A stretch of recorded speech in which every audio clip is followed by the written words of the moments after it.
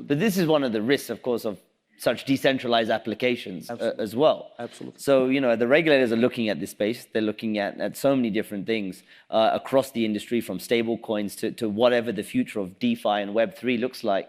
What if they just come in and say, no, we're not happy with this, you can't do this, or put more onerous regulation on the space?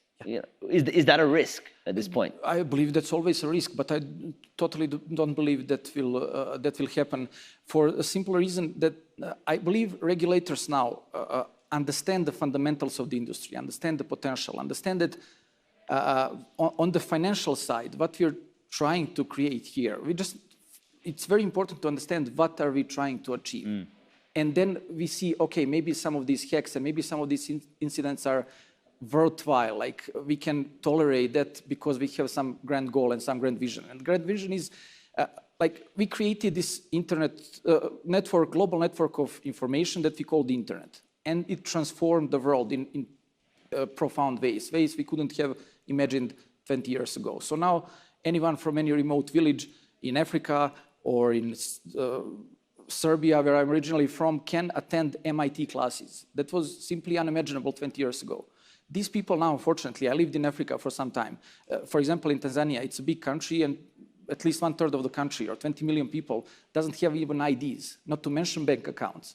So now with the internet, they can attend this MIT course, they can learn to code, but they cannot monetize it still. They have no way to participate in global economy. If we are able to build this global network of value that we're building with blockchain and crypto, all these people will now be able to participate in a very simple way. They just need the blockchain wallet, and they become participants in this global economy.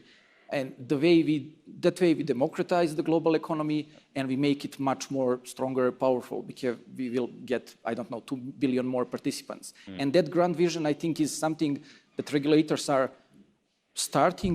very well starting to understand. And we just need to keep an eye on this grand vision, and then we understand that we can maybe tolerate some of these things because we know what we're trying to achieve. So partly is part of the puzzle is the financial inclusion side Absolutely. of things. We have a kind of a real world example of this to some extent in El Salvador, right? They adopted Bitcoin as legal tender. The argument from El Salvador was, well, look, we have a large population that is unbanked. If we introduce Bitcoin, as legal tender, we'll bring them into the system through digitization, etc. That's not how it's played out yet.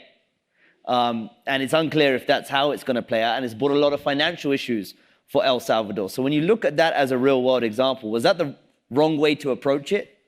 Was Bitcoin the issue in that case? I would personally argue that Bitcoin was probably the issue, and I think maybe the president mainly communicated with Bitcoin community, and that's how the whole arrangement happened. We all know that Bitcoin is fortunately very wasteful technology, and it still uses this legacy proof of work that basically the industry is moving away from it, and it is very slow. It's basically legacy technology. It's the first blockchain, the first cryptocurrency, and the industry has really moved a long way since Bitcoin and since that technology. So I think for El Salvador and any other country looking to actually empower their citizens with blockchain and crypto, they should look into bleeding edge technologies and projects like Polygon or things that are happening in Ethereum ecosystem, for example. These projects offer much higher throughput, green technology, even environmentally positive technology, secure, even private. So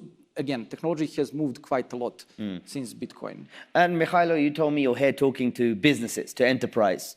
A few years ago, large companies did not want to touch anything that was vaguely related to crypto. Has the thinking shifted at all? What's happening now with enterprises? It has shifted quite a lot, We're really working with basically the biggest enterprises now in the world, from Salesforce to Visa to JP Morgan even now. And permissionless, I had so many contacts with the enterprise sector.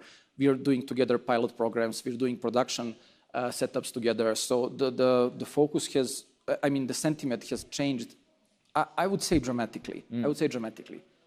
Even with Polygon, if you think about it, Polygon has been announced not even 2 years ago. And now we're working with all these major enterprises and have official collaborations with them. So I think they have, working and speaking with a lot of them, they have very actually capable teams that are very up to date with the industry, that have very deep understanding of technology quite often, and we're very happy to see that. Yeah. Mihailo,